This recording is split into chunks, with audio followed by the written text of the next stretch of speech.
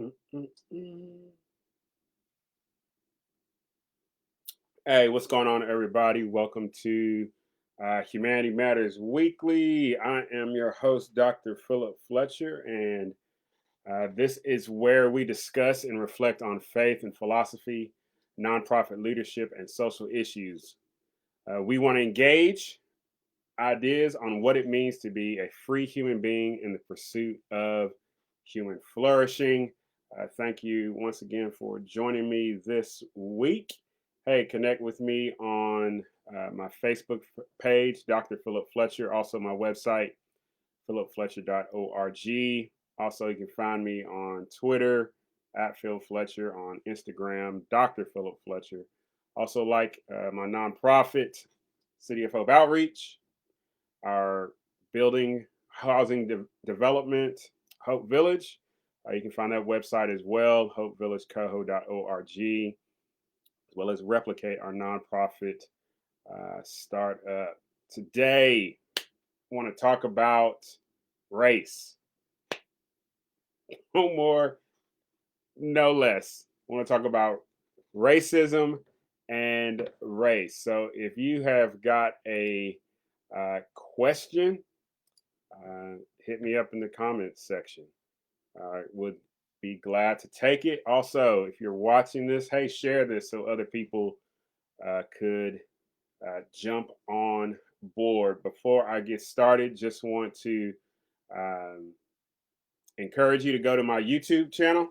You can follow me, Dr. Philip Fletcher, on there. You'll see other episodes of Humanity Matters Weekly. Also, posted my interview with the Democratic candidate for the second congressional district, Miss Joyce Elliott. You can check that out. Also, you can check out my podcast, Humanity Matters, wherever you listen to your podcast. So, Dr. Martin Luther King said once,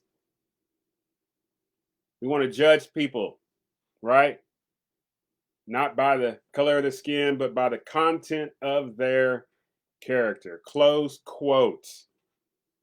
That the predominant thing that as we are interacting with individuals would not be their skin color, but would be the content of their character. That as you interacted with an individual, you would be able to determine who this person is, what it is that they're bringing to the table. And the defining factor would not be skin color.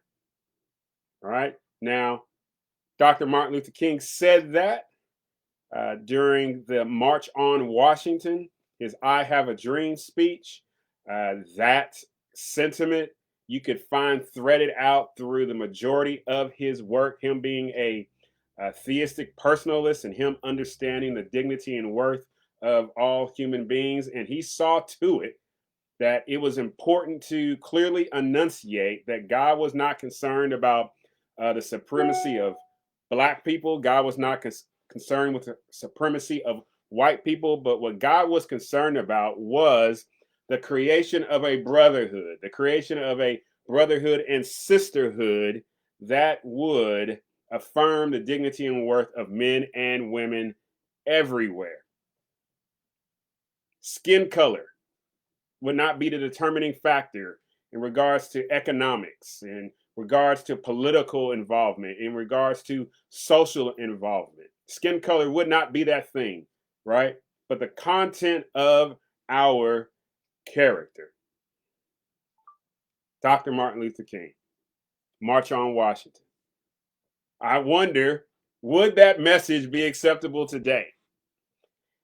I don't know, human beings, right? I firmly think about that each and every one of us, with all of our physical differences, our political differences,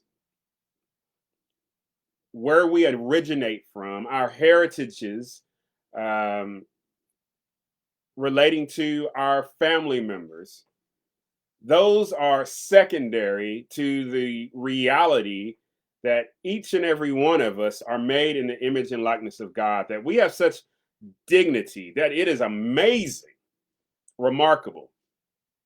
And in each one of these individuals, right, that we are unique and we are unrepeatable. There will never be another you. There just won't be. That was what makes you unique. What makes you unique is you've been made in the image and likeness of God, and you're unrepeatable. You're unique, you're unrepeatable. You're unique because you're made in the image and likeness of God. You're unique because there will never be another person like you. And then we, as a race, human beings, we in and of ourselves are unique and remarkable, set apart from any living being in the universe. I think that's beautiful. And so we have a propensity to do good. I mean, you can look anywhere throughout the world and you will find human beings doing good to one another. From a child offering a popsicle to another child, to an adult after a hurricane taking his boat to rescue other persons who could be complete strangers and getting them out of their situation. You can go across the world throughout time and find human beings doing good to one another. It's a beautiful thing. At the same time, what we can also find is, sadly, is that we can find human beings who will do some form of evil to another human being on an individual scale, but also on a mass scale. And history is not absent of one human being leading a small group of other human beings to do monstrous, horrible, dehumanizing, depersonalizing things to another group of human beings, whether within their particular geographic boundaries or extending outside their geographic boundary into another geographic boundary. So, human beings made in the image and likeness of God, unique and unrepeatable, we can find human beings who have the propensity to do good and the propensity to do evil. Now, what I have not mentioned is this, is the physical distinctions of who has done good and who has done evil. The reason I have put that out is this, is that because persons, different nationalities, different ethnic groups, can be found to do good and be found to do evil. That you can find within one territory, a nation state. And within that nation state, you can find individuals, whether different ethnicities or different tribes, who will do good to one another, but that you will also find those same individuals at times will do evil to one another. What I'm trying to express is the ability to do good and the ability to do evil is are abilities that are within every human being. And so there is no human being who is not absent the ability to kill.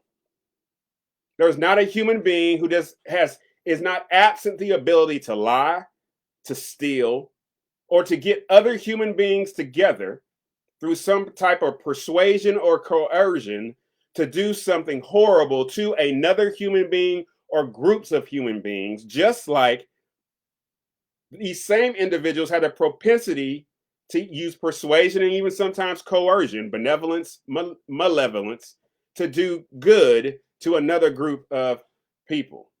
Well, what does this have to do with racism? Last week, my daughter, we live in Conway, Arkansas. My daughter, her dream is to open a coffee shop one day. That's one thing she's been talking about for years. And she has been blessed with the opportunity to work at a local coffee shop here in town. in Conway, Arkansas. And she loves it. She rocks it. I mean, she's made for it. All right. And I'm in full support of it. And when that time comes, I'm going to do whatever is necessary to make sure she gets her dream into a reality. But needless to say, she was working last week and a 60-year-old white man driving a gold truck came through and told her coworker, speaking about my daughter, "I cannot believe you have one of those niggers working here." Right? That coworker proceeded to defend my daughter, and I'm very thankful for that coworker. And that coworker told that customer never to patronize that coffee shop again. That coworker did not hesitate. That coworker did good. Now, the coworker is white. The man who said these things is white. So again, what I see is two people who have shared physical traits in terms of skin color. One demonstrated the ability to do good, whereas another demonstrated to do evil regarding my daughter.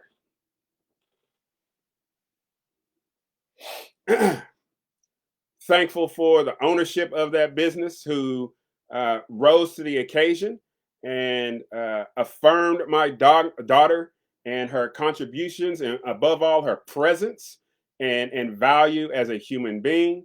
And the owner of that business standing firm in a way that is to be celebrated because it affirms the dignity of worth, I believe, of not just my daughter, but others who share the same physical characteristics of my daughter, right? And the owner is white. So again, a propensity to do good, the ability to do good in the face of evil. So I received some questions about this that I want to address, because the last couple of months, May specifically, regarding with the death of George Floyd and everything that's come out of that with protests, peaceful riots and looting, trash, right? Black Lives Matter, whether this is a slogan or the organization, what businesses have done, what cities have done, so on and so forth. This whole discussion is back at the forefront again. All right. I received one question. Did your daughter actually experience it, since it wasn't directed to her? Right. Well, this is what I say to that. Okay. This 60-year-old man driving a gold truck in Conway, he said this about my daughter. So whereas it was not said directly to her, it was said about her. And so while she did not experience it directly in the form of a communicative statement said directly to her face to face, it was still said about her. And therefore, by extension, she experienced it because it was said about her. I addressed that question because I need to remind people of a certain persuasion. Those that want to say, well, racism doesn't happen anymore. This is not the 60s, this is not the civil rights movement, so on and so forth. Individuals still experience situations like this.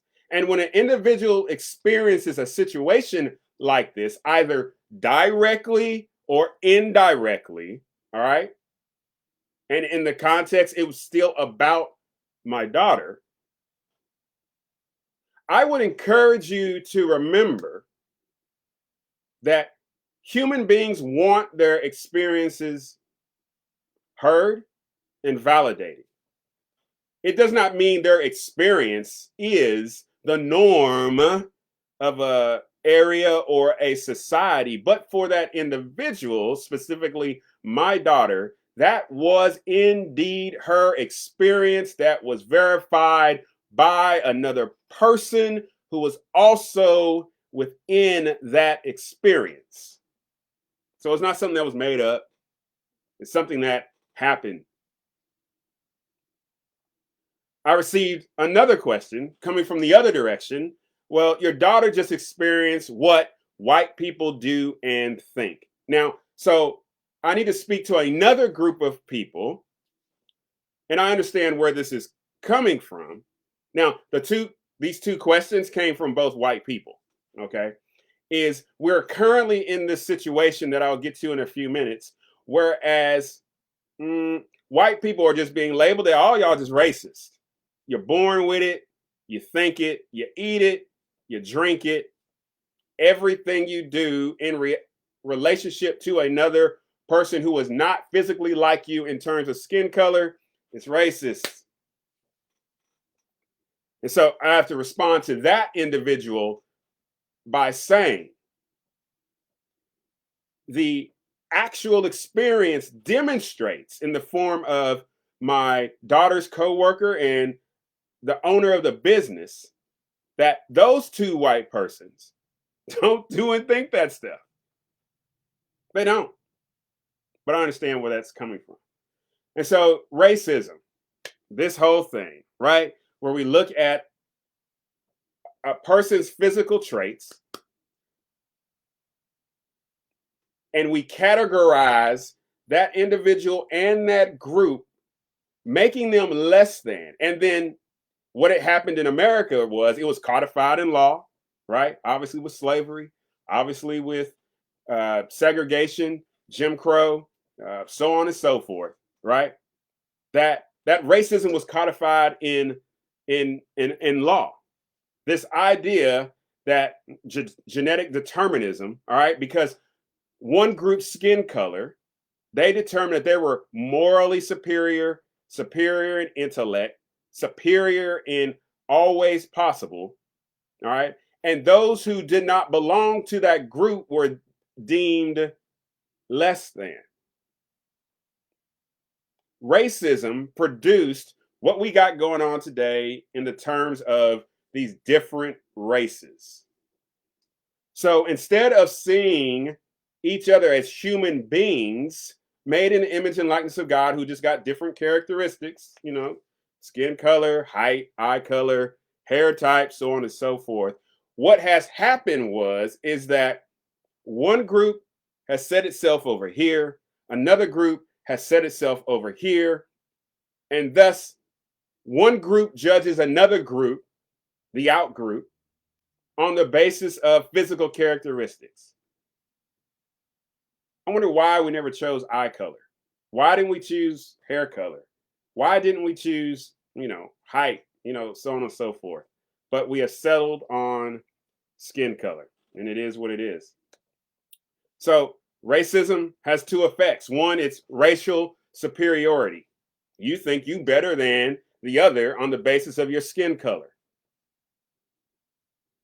But also, you think on the basis of someone's skin color, they possess some form of evil that is not actually resident in you because you don't have that shared skin color. Racial superiority. But then there's racial victimhood as well. Whereas this racism has been internalized. And so nothing can be accomplished unless white guilt has been confessed. There's confession that white people have participated in this long train of abuses, and there has to be some form of white sacrifice. So something to think about. So what about the human race? What about the human race? Again, the human race is beautiful. The human race has its flaws. We are unique and we are unrepeatable. And so the ability to discriminate individual to individual, or to discriminate through a societal means or an economic means or a political means, all right, is is not an ability that is residing in one group of people. History has demonstrated that the ability to discriminate a whole group of people on the basis of some characteristics is something that has been a phenomenon across the world throughout history. Obviously, we can see here within America. White and black, black and Asian, Asian and black, black and Latino, Latino and black, white and Native American, Native American and black, so on and so forth, right? We've seen in history, Rwanda, the Hutus and the Tutsis, right? The Rwandan genocide. We can see in India during the time when Mahatma Gandhi was seeking to lead India in independence, right, from the Brits. But then you have something going on between those who are Indian descent and those who are Muslim descent, which would lead to what we have modern day Pakistan. What I'm trying to say is that this is not something that is unique to America. And digging down deeper, discrimination and racism specifically is not something that is specific to white people alone. So what has exacerbated our current conditions? So if you listen to the Ibram Kendis, D'Angelos, the Sean Kings of the world, racism is a phenomenon unique to white persons, and because of that, the whole thing needs to be brought down. They need to be held accountable. They need to confess. They need to bow their knee to non-white persons.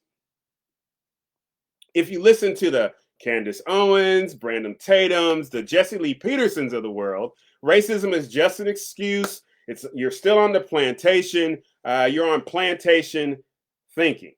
These extremes are what is pulling us apart, because what is still being leveraged is skin color to pull us apart, investing that what is unique and unrepeatable about us is residing in our skin color, when in actuality, what is unique and unrepeatable about us, where our dignity and worth comes from, is something a lot deeper, and it ties us together.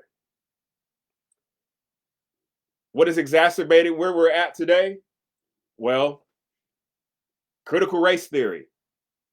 Right now, people got up in arms about Donald Trump and what he did, but I asked myself, have people actually dug into what critical race theory is? I would encourage you to do so. I was introduced to it in college. I majored in African American history.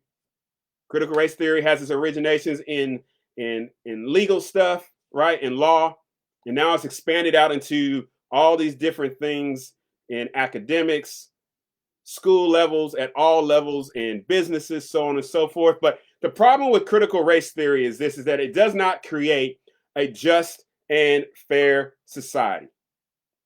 Critical race theory does not create a just and fair society. It assaults objective standards. It ignores the reality we are fundamentally the same as human beings. A pluralistic society cannot sustain itself on an ideology treating each individual differently on the basis of physical characteristics. Critical race theory tends that direction. And again, it's a theory. So then by implication, other theories regarding race need to be made available as well. And so what is being created, in my estimation, all right, whether you're pulling on the Kendis, the Sean Kings, the D'Angelos, whether you're pulling on the Owens, the Tatums, the Jesse Lee Petersons, the critical race theory, is this is a type of positive racism towards white people as a justification to address what has been termed institutional or systemic racism. So we're just warring with each other. We're warring with each other on the basis of skin color. So we have moved beyond what Martin Luther King has said, to the fact where I think if Martin Luther King were to get up and give his I have a dream speech today, it would be ignored. People will not give him a hearing. That the idea to approach somebody on the basis of their character and not their skin color would be laughed at. So just like the older gentleman approached my daughter and evaluated her dignity and worth on the basis of her skin color and deemed her ignorant by using the word nigger, he is only doing what many are being encouraged to do today regarding white people as well, and is not going to end well for any of us.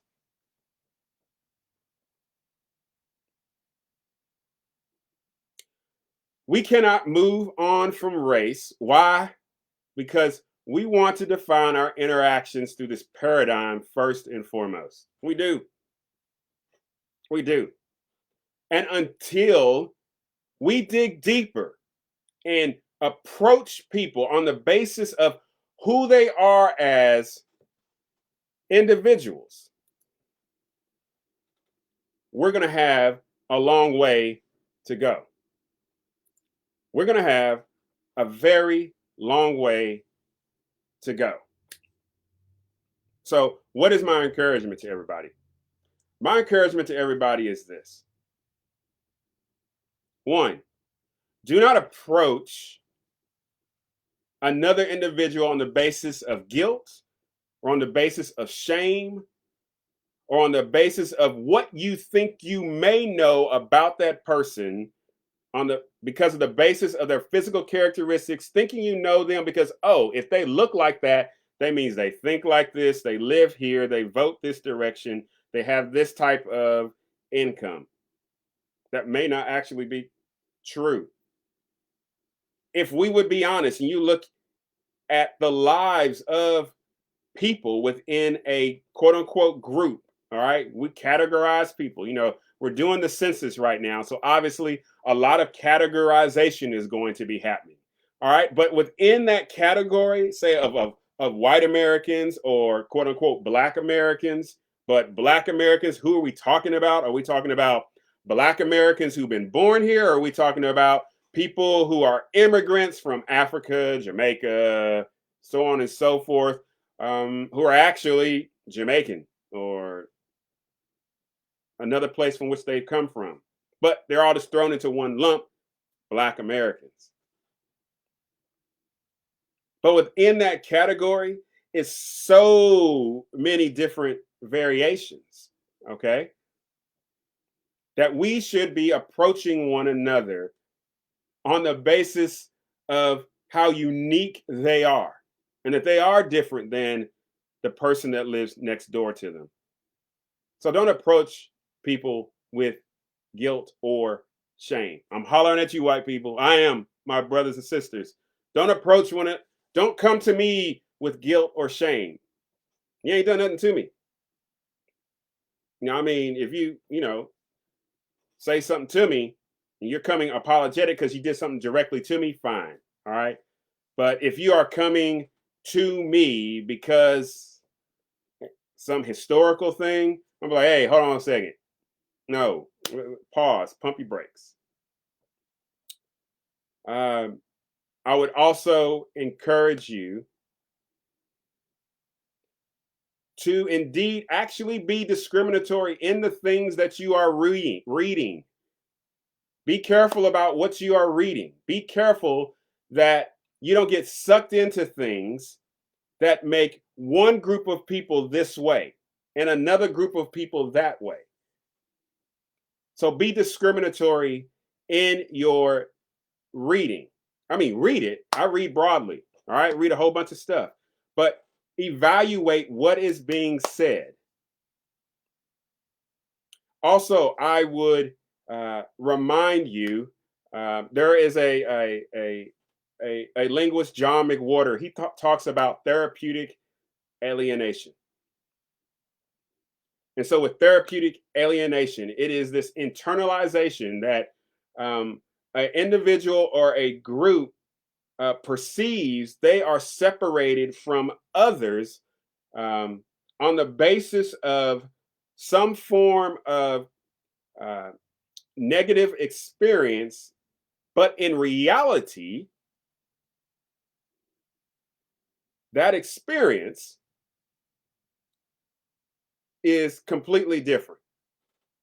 So when we look at the uh, different outcomes that are occurring for different groups of people, we have to ask ourselves,